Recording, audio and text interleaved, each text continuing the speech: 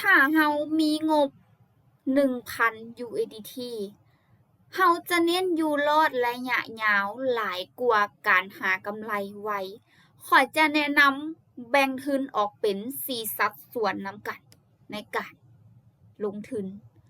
การแบ่งลงเป็น4สัดส่วนแบบนี้มันจะเป็นผลดี และอยู่รอดได้ยาวแบบนักลงทุนที่มืออาชีพเขาใช้กันหลายเลย เพราะคิมก็จะใช้ตัวนี้เป็นประจำที่คิมใช้มาเฮาจะแบ่งออกก่อนเนาะว่าเฮาจะเฮ็ดหยังแหน่ในสัดส่วนที่เฮาจะแบ่งนี้ต่อมาก็จะเป็นเปอร์เซ็นต์ที่เฮาจะแบ่งเงินออกไปเนาะเงินที่ทุกคนจะนำมาลงทุนเนาะคิมแนะนำให้เป็นเงินเย็นเนาะต้องบ่แม่นเงินร้อนเนาะทุกคนเนาะถ้าเฮาใช้เงินที่ร้อนหรือว่าเงินที่ไปกู้ยืมมานี่ค่อนข้างจะเสี่ยงกับการลงทุนของเฮาหลายแต่ถ้าเป็นเงินเย็นเนาะเงินที่บ่ได้ใช้จ่ายในชีวิตประจำวันเงินที่บ่ได้กู้ยืมให้มานี่ถือว่าโอเคเลยในการลงทุน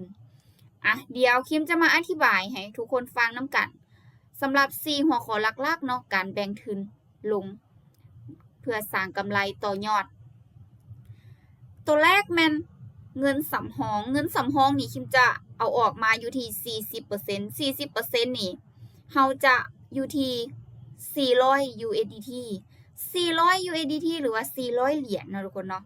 เฮาจะแบ่งออกมาเพื่อเป็นเงินสำรองในกรณีฉุกเฉินในกรณีที่เฮาขาดทุนแล้วอยากแก้พอร์ตเฮาก็สามารถเอาเงินตัวนี้ออกมาได้และเงินลงทุนแบบระยะยาว 30% นั่นก็คือ300เหรียญลงทุนระยะยาวแบบนี้เนาะเฮาสามารถไปซื้อเหรียญอยู่ใน Binance เว้าง่ายๆก็จะเป็น Bitcoin ทองคำในการลงทุนหรือว่าจะซื้อสปอตไว้ก็ได้เพื่อเก็บระยะยาวเลยราคาขึ้นเฮาก็จังขายเนาะราคาลงก็บ่ฟ้าวขายตัวนี้บ่ขายบ่ขาดทุนเว้าง่ายๆเลยแล้วอันที่3เนาะทุนเทรดตัวนี้เฮาใช้ในการเทรดระยะสั้นหรือว่าคิมเทรดปัจจุบันก็คือ XR Trade นั่นเองคิมจะเอาออกมาเพียงแต่200 USDT 200 USDT เท่านั้นทุกคนฟังบ่ผิดเนาะเฮาก็จะปั้นแล้วก็เก็บกำไรขึ้นไปเรื่อย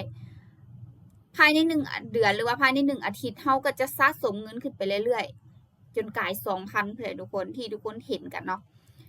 เงิน200 USDT นี่เฮาจะใช้เพื่อลงทุนเพื่อเทรดโดยตรงเลยแล้วแต่ละรอบก็จะบ่เก็บหลายเนาะทุกคนเนาะแล้วอันสุดท้ายเลยนะก็คือหัวข้อที่4เงินสำรองโอกาสคิมเก็บไว้บ่หลายเพียงแต่ 10% ตัวนี้ก็เฮาสามารถเอาออกมาใช้ได้ในเมื่อที่ฉุกเฉินเท่านั้นเนาะทุกคนเนาะฉุกเฉินเท่านั้นเด้อย้ำเลยถือว่าเฮาแบ่งออกมาเป็น4พอร์ตแบบนี้เนาะทุกคนเนาะถือว่าเป็นสัดเป็นส่วนแบบนี้มีแผนแบบนี้การลงทุนของเฮาก็จะสบายหลายขึ้นแล้วอีกอย่างก็ในพอร์ตของตัวเองก็จะบ่เสี่ยงหลายจะบ่เป็นมั่วซั่วเนาะบ่มีการเทรดแบบมั่วบ่มีการเข้าตลาดแบบมั่วบ่มีการออกออเดอร์หรือว่าใช้เงินแบบมั่วเฮาจะฮู้ละเอียดแล้วก็เป็นแผนที่ชัดเจนสำหรับทุนเทรด200นี่คิมจะอธิบายแล้วก็ยกตัวอย่างให้ทุกคนเบิ่งนำกันเอางบออกมา200เนาะเขาเทรดทั้งหมดในไม้เดียวเสี่ยงต่อ1เทรดนี่นะเท่ากับ 1% ของพอร์ตจะเท่ากับ2เหรียญถ้าเสีย3ออเดอร์เนาะทุกคนเนาะเทรดติดต่อกันนี่นะมันจะลบอยู่ที่6เหรียญเฮาจะกำหนดไว้เลยเนาะทุกคนเนาะกำหนดไว้เฮาจะเก็บ 3% เนี่ยเท่ากับ6เหรียญเนี่ยแล้วก็หยุดเทรดในมื้อนี้เฮาจะตั้ง stop loss ไว้เนาะแล้วก็ตั้ง take profit ไว้ว่าเฮาจะเสียเท่าใดจะหยุดจะได้กำไรเท่าใดจะหยุดอันนี้เฮาต้องตั้งเป้าหมายไว้ถ้าเฮาบ่ตั้งเป้าได้เป้าเสียไว้ก็ถือว่าจะเสี่ยงหลายเนาะทุกคนเนาะเสี่ยงหลายหลักสำคัญแม่นคิมอยากจะแนะนำให้ทุกคนเลยก็คือ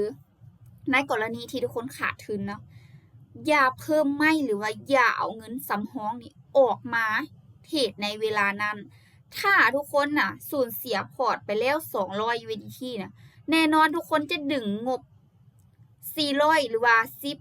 40% เงินสำรองนี้ออกมาแต่คิมบ่แนะนำเด้อเพราะมันเป็นการเสี่ยงแฮงถ้ามาเติมเพิ่มหรือเอาออกมาเทรดในเวลาที่เฮาเสียอยู่แล้ว แล้วเป็นอยู่ในกรณีที่ใจร้อนนี่โอกาสเสียก็ง่ายเช่นเดียวกันถ้าตั้งเป้าหมายเนาะทุกคนเนาะตั้งเป้าหมายในการเทรดนี่ก็คือ Crypto เนาะ Binary XR ข้อยสามารถแบ่งทุนจากงบ1,000 เหรียญนะให้เป็นแผนรายวันหรือว่าตั้งกำไรต่อไม่ได้แต่ก็ต้องขึ้นกับว่าเราจะเฮ็ดแบบใดว่าเราจะไปต่อกับตลาดได้จากที่ได้ต้นทุนเนาะ200ได้กำไรเพิ่มมา6เหรียญก็คือ200กับ6เหรียญต่อไปเราก็จะเพิ่มออกมาอีกเนาะเราก็แบ่งออกมาเป็นรายวันรายเดือนกันแล้วเราก็จะต่อยอดจาก200นี้ไปต่อเพราะว่าในงบ 1,000 นี่เราแบ่งออกมาเป็นสัดเป็นส่วนที่ชัดเจนแล้วแม่นอยู่ว่ามันยังอยู่ใน XR หรือว่าอยู่ในกระเป๋าเทรดของเราแต่เราจะบ่เอามาเสี่ยงเบิดเพราะว่าเราจะเสี่ยงเพียงแต่200เพื่อจะเก็บกำไรเท่านั้นอันนี้คือการแบ่งทุนและการบริหารทุนที่ชัดเจนให้ทุกคนเบิ่งนำกัน